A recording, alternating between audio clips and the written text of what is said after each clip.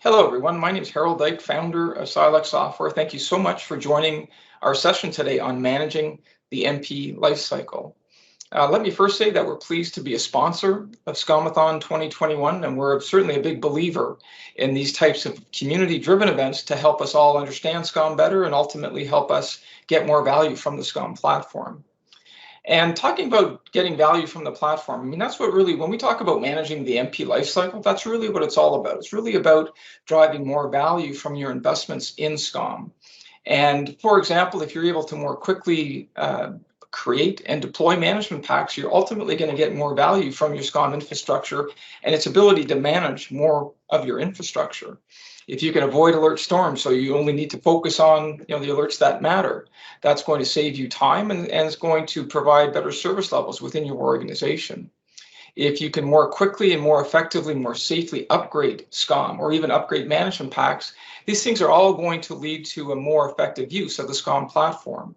And so really that's what we're talking about. When we say managing the MP lifecycle, it's really about ensuring that you're maximizing the value that SCOM is providing to you and your organization. So let's go ahead and take a look at how we can help you manage that MP lifecycle. So at the very heart of our MP lifecycle management solutions is our store database. It's a SQL database that we use to store management packs. And I can best really demonstrate that store database using our MP Studio product, just to show you the structure of that store database and some of its capabilities. So the first thing I'll point out is that we have a folder structure here that consists of some predefined folders as well as some user-defined project folders. Those folders are used to store management packs and multiple versions of those management packs. So for example, here I have a backups folder that's used to contain all the unsealed management packs that are being backed up from my SCOM management group. I also have a sealed management pack folder, which consists of all the sealed management packs that are produced by vendors like Microsoft, Silect, and others. And then I have a number of project folders as well that I can use for a specific project team. So if I want to delegate a certain area of that store database to, say, my M365 team, I have the ability to do so. And they can work within that project folder. They can create their own management packs. They can create their own overrides and save them in that project folder. And we can keep their work organized in that manner. Very easy to create new project folders as well. So I can create a project folder for our SCOM-a-thon event here. So the store database is a key enabling technology for managing the MP lifecycle. One of the other key technologies is the support for roles. And roles make it possible for you to define users that have certain levels of access to that store database. Perhaps it's an author-only type of user. Perhaps it's a user who can only look at the MPs in that store database. And you can certainly customize those roles as well. And that combination of role support and that version control database really facilitate the rest of that MP lifecycle management capabilities. Through our solutions, we're providing multiple ways of accessing the management packs in that store database, whether it's through the MP Studio console. I'll show you in a couple minutes how you can do that through the SCOM console, as well as through a web browser. So some of the features of that store database include the ability to automatically track changes to any MPs that are stored in that database. So whether those are MPs that are being backed up, say, from your SCOM management group, or perhaps you have a development team building MPs, every management pack has a number of versions associated with it. It has a complete change history associated with it. And let's just take a simple example using the Microsoft 365 management pack. I'm just going to search my store database. I'm going to see that there's a folder here called Microsoft 365. And within that folder, I can see all the various versions of that particular management pack. I can see a summary of the changes made, and I can also view a change history report to look at the history of all changes made to that management pack. So that's one of the key capabilities of that store database that allows you to, for example, I can roll back changes to previous versions of the management packs. I can see more specifically what changes were made to the management packs. And that's going to help me understand really what's happening within my environment. Next, I'm going to cover a couple of different areas of the MP lifecycle, starting with authoring. And we have a few different ways of creating new management packs. Many of you are familiar with our free MP Author product. We also have MP Author Professional, which adds SNMP support, as well as support for using fragments for authoring. And fragments, we're really big on the use of fragments for authoring. It can really help provide a curated authoring experience to your user community. And of course, MP Studio provides, fragment authoring, SNMP device authoring, and much more. What I'm going to show you today is a new offering that we have called the Silect Operations Portal. And this provides, amongst other things, the ability to create new management packs. So we're providing a web-based experience to create new management packs. Now, I've logged into the browser already. I'm just going to go ahead and click on the new management pack. And why don't we call this the SCOM Management Pack? This is a demo. Now, the first thing it's going to prompt me for here is the path in that store database, so where we want to save that new management pack that we're building. And again, that store, you're going to see that store database come up again and again throughout the different scenarios that we're going to cover. That's really integral to supporting that MP lifecycle. Let's go ahead and put it in that SCOM folder. And what's going to happen next is it's going to prompt me to add one or more fragments to this management pack. If you're not familiar with fragments, Kevin Holman has a number of articles that really explain it really well. Basically, a fragment is just a small snippet of XML code that does a specific thing within SCOM.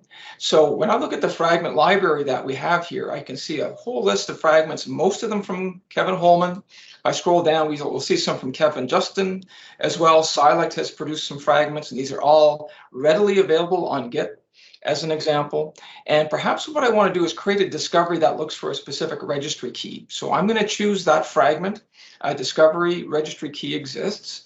I can say discover the application. Let's just call the app portal. Company is Silect. The registry key is something we want to provide here, which is the path to the key that's going to be used to actually discover the application. So let's go software Silect Portal is the key that exists on the system running the portal. I mean, in this very simple example, we're just going to discover the portal application, and we're going to monitor the service. So let's go ahead and add that fragment to the management pack that we're building. One of the great things about using this type of methodology is that we're keeping track of the fragments and the parameters used for those fragments. And what that means is you can go back at a later date and not have to disassemble the entire management pack and make structural changes to it. You can go back and just edit those parameters you're using if you need to make some tweaks to the management pack. The next fragment I'm going to add is just going to do a process monitor. So let's go ahead and just search this on process. Here is that monitor process fragment from Kevin. Monitor the process, portal, the class ID. And if I'm really not sure, we do provide a help window as well. So if I can type in this case the name of the class, windows.server.operating system, because I know it runs the server OS, the process name, and the unique identifier. So now we've added a couple of management packs. Now we've added a couple of fragments to this particular management pack. Of course, through this interface, I can view the various fragments. I can view the parameters we use. I can make changes to them if necessary. If I'm part of a different group than say the central SCOM team, perhaps I have my own lab environment, I do have the ability to download that MP. So, if I want to test it in my own environment, if I've got a lab set up, I can download that MP. I can run it in my own lab environment to make sure it's going to do what it needs to do.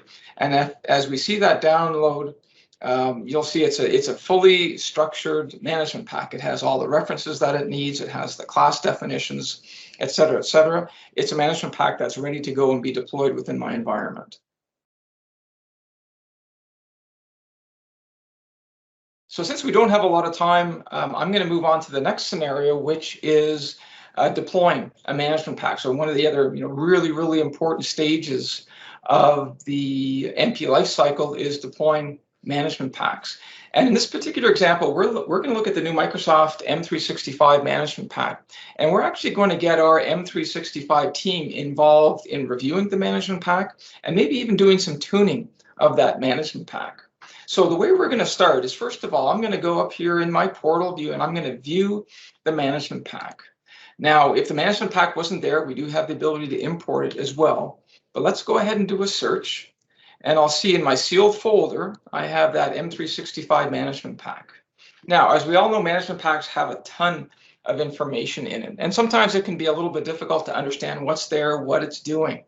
So what we've done in the reporting grid that you're going to see here, what we've done is given you the ability to really customize that for your users. So if, for example, you want to remove certain information from the view, if you want to sort it a certain way, if you want to group it a certain way, you can really, really customize that view to help others within your organization make sense of what's in a management pack. So to help me understand what's in this management pack, I'm just going to group by a couple things. Perhaps I'm really interested in the licensing monitoring capabilities of this new management pack. So I'm going to look in the monitors section, and what I probably want to do is just look at what's targeting the M365 licensing. So here I can see there are 4 monitors. If I scroll back across, there are 4 monitors. And in fact, let's just remove some of this information, description. And what we do here in this report is we also add some metadata. So as we load a management pack for viewing, we're going to provide some additional information, this type ID and meaning column, really try and help us convey to the user what these MP elements are doing. So here I can see, we've got some license monitoring. I see a frequency here. And perhaps what I want to do, if I'm a member of that M365 team, I'm seeing that frequency needs to be adjusted before this MP gets deployed. So what we want to do is I'm going to move over to the edit feature. I'm going to reopen that same management pack. And we're going to create an override. And what I want to do is really bring that licensing monitoring interval down from 4 hours to maybe something like 15 minutes, because that's an important capability within my organization. And so again, I can customize this view. It's going to help me, get right back to what I want to see. I could have saved that view earlier, by the way, which would have maybe simplified this somewhat. And let's look at the licensing. And where is that? So this frequency is 4 hours. Let's create an override for that particular MP element. And what I want to do is I want to bring that frequency down from 4 hours to, say, 15 minutes. So we're going to create a new management pack. We're going to save it in that store database. Let's put it in the M365 team folder. And let's go down and change that interval to 900 seconds. So now we're creating an override for that particular value. It's being saved in that store database. So the whole time, as a user, I'm not interacting with SCOM at all. I'm not making any changes to my SCOM environment. I'm working completely offline in that store database environment. And one of the things I'll show you as we're making those changes, if I flip back to my MP Studio console, you see I get notified of any changes that are being made within my environment. So I can, in fact, see that a new management pack was created earlier called SCOMathon. And I can see that also some M365 overrides were created, and I can see who created them and the date that they created them. Okay, so we don't have a lot of time left. The last thing I'd like to show you is how we're surfacing that information up in the SCOM console to really try and make it more accessible to more people. So if I look at my administration panel on the SCOM console, you see we've added a section here for the Silect Operations Portal. Including in that section is the ability to view, edit, create new management packs, view workflow, view changes in the store database.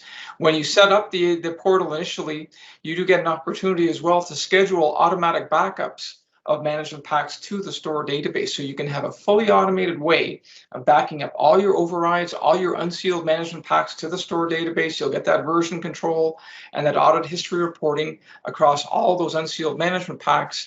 And that's something that's going to happen in the background. You don't need to think about that or worry about that. The other experiences in terms of using these features are very similar to what you see through the web portal. I have the ability to view information in a very customizable grid type of environment so that I can really customize the views that people see. And so I'd like to thank you all for attending today's session. More information on everything I've presented here can be found at silect.com/scomathon. And I hope you enjoy the rest of the conference.